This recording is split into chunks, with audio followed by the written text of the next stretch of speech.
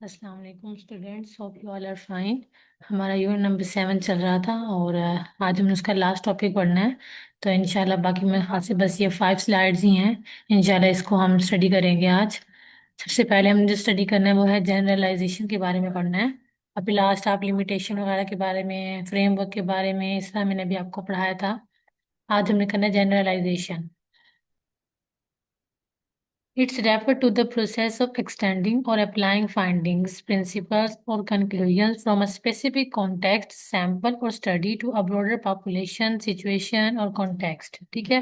Basically ये क्या refer करता है, ये कैसा प्रोसेस ऑफ एक्सटेंडिंग है कि एक्सटेंड करता है चीज़ों को, और अप्लाइंग क्या क्या अप्लाई करता है, फाइंडिंग्स को अप्लाई करता है, प्रिंसिपल्स को करता है, और कंक्लूजन्स को करता है फ्रॉम अ स्पेसिफिक, जो कि एक स्पेसिफिक कॉन्टेक्स्ट, सैंपल या डाटा से लिए गए होते हैं, या पॉपुलेशन से, या पॉपुलेशन की किसी भी सिचुएशन से लिए जाते हैं, या कोई भी डाटा का कॉन्टेक्स्ट होता है वहां से ये डाटा लिया जाता है सारा। ठीक है। इट इन्वॉल्व्स मेकिंग इन्फ्रेंसेस और ड्राइंग कंक्लूजन। बेसिकली ये किस लिए इन्वॉल्व किए जाते हैं, ताकि इन्फ्रेंसेस में बनाए जा सके, मेकिंग इन्फ्रेंसेस और ड्राइंग कंक्लूजन, और कंक्लूजन को हम ड्रॉ कर सकें easily about a larger group और phenomena based on a smaller. ठीक है ना। बेसिकली किस लिए हम इसको करते हैं, ताकि हम लार्जर ग्रुप से लेकर, या फिर हमने स्मॉलर ग्रुप जो चूज करना, जिसके लिए भी हमने करना, उस सबके लिए यूज किया जाता है। रिप्रेजेंटेटिव सैंपल और सबसेट ऑफ डाटा। बेसिकली ये डाटा को रिप्रेजेंट कर रहा होता है, सैंपल को रिप्रेजेंट कर रहा होता है, और डाटा के सबसेट्स को शो कर रहा होता है। Generalization can be, first one is statistical generalization, second one हम पढ़ेंगे theoretical generalization, थर्ड हमारे पास है practical generalization। अब statistical generalization की अगर बात करें कि इसमें क्या क्या हम अप्लाई करते हैं, statistical findings को अप्लाई करते हैं from a sample to a larger population। Sample से लेकर हम उसको लार्जर पॉपुलेशन के अंदर थ्रू उसको अप्लाई करते हैं। ठीक है, उसके अंदर स्टैटिस्टिकल फाइंडिंग्स को। सेकंड हमारे पास है theoretical generalisations, extending theoretical principles. इसके अंदर प्रिंसिपल और कॉन्सेप्ट्स को हम अप्लाई करते हैं, एक्सटेंड करते हैं टू न्यू कॉन्टेक्स्ट और सिचुएशन। नई कॉन्टेक्स्ट और नए सिचुएशंस बनाने के लिए इसको हम यूज करते हैं। थर्ड हमारे पास है प्रैक्टिकल जनरलाइजेशन, अप्लाइंग फाइंडिंग्स और सॉल्यूशन। ठीक है, फाइंडिंग्स को अप्लाई करने के लिए, उनके सॉल्यूशंस को फाइंड करने के लिए फ्रॉम वन कॉन्टेक्स्ट और सिमिलर सिचुएशन। एक कॉन्टेक्स्ट से लेकर सिमिलर जिसकी होती है ना, सारी जितनी भी सिचुएशंस होती हैं उन सबको प्रैक्टिकली तौर पर देखकर उसको जनरलाइज करना या एक्सटेंड। जनरलाइज का ये होता है ना कि चीज़ों को एक्सटेंड कर देना, फैला देना। उस चीज़ों को किस तरह से डाटा लिया गया, फिर किस तरह उस पर काम किया गया, ये सारा एक फैलावा है। ठीक है, एक चीज़ को आप फिर उसको आहिस्ता आहिस्ता सैंपल से आप वो ले रहे हैं। देखिए सैंपल हम जब ड्रॉ करने लगते हैं कितना बड़ा सैंपल होता है। ये फॉर एग्जाम्पल अगर मैंने 200 स्टूडेंट्स भी एक कॉलेज से मैंने ऐसे रिसीव करने हैं कि 200 स्टूडेंट मैं रिसीव करी हूँ इस कॉलेज से, उनका सैंपल डाटा ले रही हूँ, तो मुझे पता होना चाहिए कि कौन कौन से डिपार्टमेंट से हैं, आईसीएस से हैं, एफएससी से हैं, मेडिकल के हैं, नर्सिंग के हैं। तो ये सारा भी कुछ देखना पड़ता है। तो ये क्या है, एक डाटा का एक्सटेंडेशन है। ठीक है, यह डाटा एक ऐसा प्रोसेस है कि जो जब हमारी फाइंडिंग्स होती हैं, हमारे प्रिंसिपल्स होते हैं, या हमारे कंक्लूजन्स होते हैं, ठीक है, उनको एक्सटेंड करता है बेसिकली। ठीक है, तो जनरलाइजेशन का काम यही होता है।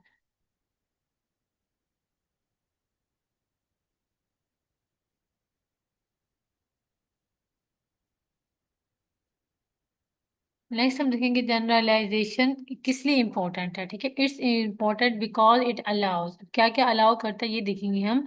सबसे पहले है ब्रॉडर एप्लीकेबिलिटी। ठीक है, एप्लीकेबिलिटी हमारे पास क्या होती है कि हमारे पास एक ब्रॉडर, मतलब हमारे पास ज्यादा से ज्यादा एप्लीकेबिलिटी होती है कि हम जितना मर्जी सैंपल रखेंगे। हमने यहाँ पे बात की थी ना कि लार्जर पॉपुलेशन से भी हम डाटा ले सकते हैं।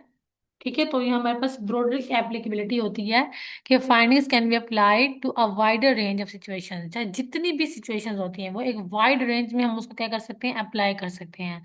सेकंड हम इसलिए क्यों यूज करते हैं, क्यों इंपॉर्टेंट है, इंक्रीज अंडरस्टैंडिंग, कि हमारी अंडरस्टैंडिंग को इंक्रीज करने में हमें मदद देती है।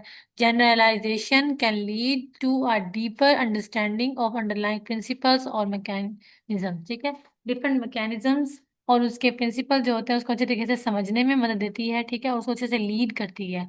थर्ड हमारे पास है इन्फॉर्म डिसीजन मेकिंग। हमने भी इसकी रिफाइनमेंट में पढ़ा है कि हमें डिसीजन मेकिंग में या ड्रा कंक्लूजन को ड्रॉ करने में हेल्प आउट करती है जनरलाइजेशन। ठीक है ना, तो उसके बारे में हमें इंफॉर्मेशन प्रोवाइड करती है कि हमने कौन सा डिसीजन बनाना है। ठीक है, generalisation can inform decision and policies in various context, different context को लेकर। ठीक है, किस तरह से हमें उन पे काम करना है, किस तरह से उनके डिसीजंस बनाने हैं, उसकी हमें इंफॉर्मेशन प्रोवाइड करती है। ठीक है, जनरलाइजेशन। नेक्स्ट हमारे पास है however generalisation require careful consideration of. ठीक है, सबसे पहले हमारे पास है रिप्रेजेंटेटिवनेस, ठीक है। द सैंपल्स और context must be representative of the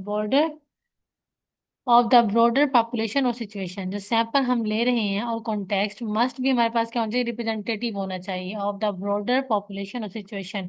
broader population का मतलब ये होता है कि वो पॉपुलेशन जो है वो ब्रॉड होनी चाहिए, बहुत ज्यादा पॉपुलेशन होनी चाहिए। सिचुएशन हमारे पास काफी ज्यादा भी हो सकती हैं, हम जितना मर्जी वाइड या हम क्या ले लें, ब्रॉड पॉपुलेशन और सिचुएशंस ले लें, लेकिन वो क्या होना चाहिए, रिप्रेजेंटेटिव होना, ताकि जब हम उसको रिप्रेजेंट करें तो वो एक अच्छा और हेल्पफुल मटेरियल निकले। ये ना हो कि हमें उस चीज के बारे में रिप्रेजेंट करना आ ही नहीं रहा।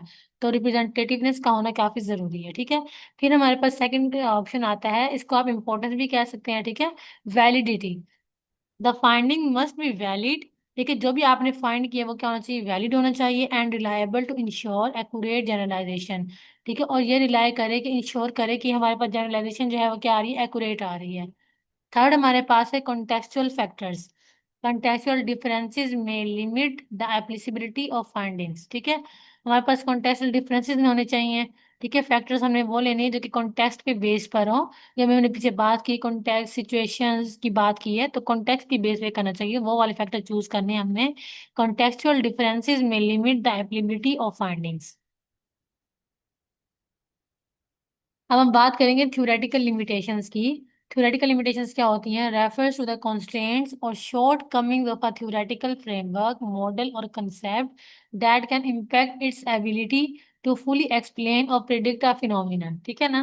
बेसिकली ये क्या रेफर कर रहा होता है, टू द कॉन्स्ट्रेंट्स की तरफ और shortcoming of a theoretical framework को लेकर, ठीक है। जो हम लिमिटेशंस को अप्लाई कर रहे होते हैं, लेकिन वो हम क्या कर रहे हैं, थ्योरेटिकल कर रहे होते हैं, ठीक है। कॉन्स्ट्रेंट्स की बेस पर या फ्रेमवर्क मॉडल कॉन्सेप्ट कि हम थ्योरेटिकल क्या होता है कि हम थ्योरेटिकल करके दिखा रहे होते हैं, तो केस में आएंगे फ्रेमवर्क आएगा, मॉडल करके दिखा सकते हैं, कॉन्सेप्ट ले सकते हैं। That can impact its ability, जो कि उसकी एबिलिटी को क्या करते हैं, इम्पैक्ट करते हैं टू फुली एक्सप्लेन, ताकि अच्छे तरीके से उसको एक्सप्लेन किया जा सके और प्रिडिक्ट आ फिनोमिना, और अपने जो हमने फिनोमिना सेट किया है उसको अच्छे तरीके से प्रिडिक्ट कर सके। This limitations can arise from, अब जो ये लिमिटेशंस हैं ये कहाँ अराइज करती हैं, कैसे अराइज करती हैं। फर्स्ट वन है इन एडुकेट कंसेप्चुअलाइजेशन, द थ्योरी में not fully capture the complexity of the phenomena, ठीक है। वो कह रहे हैं जो थ्योरी होती है ना वो मे नॉट फुली कैप्चर, वो फुली कैप्चर नहीं की जा सकती है the complexity of the phenomena, phenomena की जितनी भी कॉम्प्लेक्शन होती है, कॉम्प्लेक्सिटी होती है, उसको फुली क्या करते हैं, कैप्चर नहीं की जा सकती। सेकंड हमारे पास है नैरो स्कोप, द थ्योरी में only apply to a specific context और पॉपुलेशन। जो थ्योरी में अप्लाई करते हैं ना वो सिर्फ हम उस पर अप्लाई कर सकते हैं, कोई स्पेसिफिक हमारा कॉन्टेक्स्ट हो या कोई हमारी स्पेसिफिक पॉपुलेशन हो, सिर्फ उस पर हम क्या कर सकते हैं, अप्लाई कर सकते हैं। थर्ड हमारे पास है लैक ऑफ एम्पिरिकल सपोर्ट, ठीक है। द थ्योरी में not be supported by sufficient empirical evidence, ठीक है ना। कोई छोटा सा हमारे पास एविडेंस है, सफिशिएंट एम्पिरिकल एविडेंस है, और उसके थ्रू हम उसको कर सकते हैं, ऐसा नहीं होता है, ठीक है ना। लैक ऑफ एम्पिरिकल सपोर्ट होना चाहिए, द थ्योरी में not be supported. Fourth one हमारे पास है कंपीटिंग थ्योरीज, ऑल्टरनेटिव थ्योरीज में provide a better explanation for the phenomena. Alternative theory जो हमारे पास होते हैं वो क्या प्रोवाइड करती हैं, एक बेटर एक्सप्लेनेशन प्रोवाइड करती हैं इस फिनोमिना को लेकर जो कि हम यूज कर रहे होते हैं, किसी भी डाटा को सिचुएशंस को लेकर हम जो यूज कर रहे होते हैं। ऑल्टरनेटिव थ्योरीज क्या होती हैं, वो प्रोवाइड करती हैं एक better explanation of the phenomena. Next हमारे पास है थ्योरेटिकल लिमिटेशंस कैन इम्पैक्ट, अब वो किस किस को इम्पैक्ट करती हैं वो देखते हैं। सबसे पहले करती हैं एक्सप्लेनेटरी पावर, ठीक है। The theory's ability to explain the phenomena, ठीक है। हमारे जो है ना थ्योरी एक्सप्लेनेटरी एबिलिटी जो होती है वो क्या एक्सप्लेन करती है, हमारे फिनोमिना को एक्सप्लेन करती है। इसलिए यहाँ पे क्या आ रहा है कि एक्सप्लेनेटरी पावर होती है कि अच्छे तरीके से एक्सप्लेन कर सकता है, तो एक्सप्लेनेशन की पावर होती है इसके अंदर, ठीक है, कि वो चीजों को अच्छी तरह से एक्सप्लेन कर सके। जो भी हमने थ्योरी ली है उसकी एबिलिटी को अच्छे तरीके से एक्सप्लेन कर सके, और जो हमने फिनोमिना लिया है यूज कर रहे हैं उसको भी क्या कर सके, एक्सप्लेन कर सके। सेकंड हमारे पास है predictive power, the theory's ability to predict outcomes, ठीक है। जो भी प्रिडिक्शन के लिए हमने आउटकम्स लेने हैं उसको अच्छे तरीके से क्या करता है, प्रिडिक्ट करता है। थर्ड वन हमारे पास है applicability, the theory's relevance to different context, ठीक है। हमारे पास ये एप्लीसिबिलिटी क्या होती है कि हम थ्योरी की रेलिवेंस जितने भी हमने जितने कॉन्टेक्स्ट होते हैं हम वो सारे यूज कर सकते हैं। अब हमने रिकॉग्नाइज किस तरह करना है कि recognising theoretical limitation is essential to, किस तरह से हमने रिकॉग्नाइज करना है कि जो थ्योरेटिकल लिमिटेशंस हैं ये हमारे लिए क्या हैं, जरूरी हैं, एसेंशियल हैं। सबसे पहले है रिफाइन थ्योरीज, ठीक है। आइडेंटिफाई एरियाज फॉर इम्प्रूवमेंट, ठीक है। रिफाइन का मतलब क्या होता है कि चीज़ों को अच्छे तरीके से इम्प्रूव करना, ठीक है। हमारे जितने भी आइडेंटिफाई हमने एरियाज किए हैं अपने डाटा के सिलेक्शंस के लिए लिए हैं, उसको अच्छे से इम्प्रूव करना है। सेकंड हमारे पास होता है गाइड रिसर्च। हमारे रिसर्च को बेसिकली गाइड किया जाता है। Inform research question and design, जितने भी हम डिजाइन यूज कर, जितने भी हम क्वेश्चन ले रहे हैं, उनको अच्छे तरीके से क्या करता है, गाइड किया जाता है। थर्ड वन हमारे पास है इंटरप्रेट फाइंडिंग्स। ठीक है ना, इंटरप्रिटेशन फाइंडिंग्स की हमने फाइंड करनी होती हैं। उसके रेफरेंस हमें पता चलता है कि हमने यूज करना है इसको। Understand the limitations of the theoretical explanation. अब आगे है by acknowledging theoretical limitation researchers can. अब रिसर्चर इसको क्यों यूज करते हैं, ठीक है ना। सबसे पहले वो यूज करते हैं इम्प्रूव थ्योरेटिकल फ्रेमवर्क्स। अपने थ्योरेटिकल फ्रेमवर्क्स को इम्प्रूव करने के लिए, ठीक है। डिवेलप मोर कम्प्रिहेंसिव थ्योरीज। अपनी थ्योरीज के अंदर मोर जो है ना वो कम्प्रिहेंसिव डिवेलपमेंट करने के लिए। सेकंड हमारे पास है एडवांस नॉलेज, ताकि एडवांस नॉलेज की जो टेक्निक्स हैं उनको फुलफिल किया जा सके, उनको आइडेंटिफाई किया जा सके। Identify areas for further research. Enhance understanding, हमारी जो अंडरस्टैंडिंग का लेवल है उसको इनहेंस करने के लिए हम यूज करते हैं रिसर्चर्स। प्रोवाइड अ मोर, ठीक है, nuanced understanding of the phenomena. अपने फिनोमिना को लेकर जिस तरीके से उसका मोर अंडरस्टैंडिंग किया जा सके, इसलिए इसको हम यूज करते हैं। नेक्स्ट हमारे पास है मेथोडोलॉजिकल लिमिटेशंस। ठीक है, हमने थ्योरेटिकल लिमिटेशंस अभी पढ़ी हैं। अब हम पढ़ेंगे मेथोडोलॉजिकल लिमिटेशंस। ये क्यों रेफर करते हैं, हम क्यों यूज करते हैं, refer to the weakness of flaws in the way of study और रिसर्च इज डिजाइन और कंडक्टेड। ठीक है, जो भी रिसर्च जो है हमने डिजाइन किया या कंडक्ट किया है, उसकी स्टडी का जो वे है, ठीक है, उसकी क्या वीकनेस है, क्या उसके फ्लॉज हैं, उनको चेक करना, उनको स्टडी करना होता है इसके अंदर। ठीक है, these limitations can affect the accuracy. जो ये लिमिटेशंस होती हैं वो अफेक्ट करती हैं हमारी एक्यूरेसी को, रिलायबिलिटी ऑफ द फाइंडिंग। जितनी हमने फाइंडिंग्स फाइंड की होती हैं उनकी रिलायबिलिटी को, उनकी एक्यूरेसी को क्या करता है, अफेक्ट करता है। Examples of methodological limitations include, जैसे कि फॉर एग्जांपल हम स्मॉल साइज डाटा की एग्जांपल ले रहे हैं, तो नॉट इनफ पार्टिसिपेंट, देखिए वो पार्टिसिपेंट्स के लिए क्या है, इनफ नहीं है। अब वो इनफ नहीं है, आप देखिए हमारे डाटा की वीकनेस आ चुकी है, फ्लॉज आ चुके हैं, ठीक है। जो भी हम डिजाइन कर रहे हैं कि हमने स्मॉल सैंपल साइज का उन्होंने एक डाटा लिया, तो लेकिन वो तमाम पार्टिसिपेंट्स के लिए इनफ नहीं होता है, ठीक है, क्योंकि उसकी एक्यूरेसी फिर प्रॉपर नहीं आती, वैलिडिटी नहीं आती है, रिलायबिलिटी नहीं है, अच्छी तरीके से हम चेक कर पाते हैं। सेकंड हमारे पास है biased sampling. Participants are not representative. ठीक है, अगर हम बायस सैम्पलिंग को चूज कर रहे हैं तो पार्टिसिपेंट जो है वो आर नॉट रिप्रेजेंटेटिव, उसके अंदर भी पार्टिसिपेंट शो नहीं होते हैं, ठीक है। सेकंड हम थर्ड हमारे पास है flawed data collection, errors in data gathering. जब डाटा को आप कलेक्ट कर रहे होते हैं, गैदर कर रहे होते हैं, इकट्ठा कर रहे होते हैं, तो उसके अंदर एरर के चांसेस आ जाते हैं, ठीक है। फोर्थ वन हमारे पास है inadequate controls, lack of comparison groups. जब हम कंपैरिजन कर रहे होते हैं ना ग्रुप्स का और उसको हम चेक कर रहे होते हैं, तो इसके अंदर हमारी जो है ना लैकनेस आ जाती है कि हम अच्छी तरीके से उनको कंपैरिजन नहीं कर पाते हैं। तो फिर इसलिए हम इसको कहते हैं inadequate controls. These limitations can impact the validity and reliability of the result. वही बात है कि जो ये लिमिटेशंस होती हैं, ये क्या इम्पैक्ट करती हैं, हमारी रिलायबिलिटी को और वैलिडिटी को, ठीक है, जो कि हमने जो भी रिजल्ट लिए होते हैं। Making it essential to acknowledge and address them.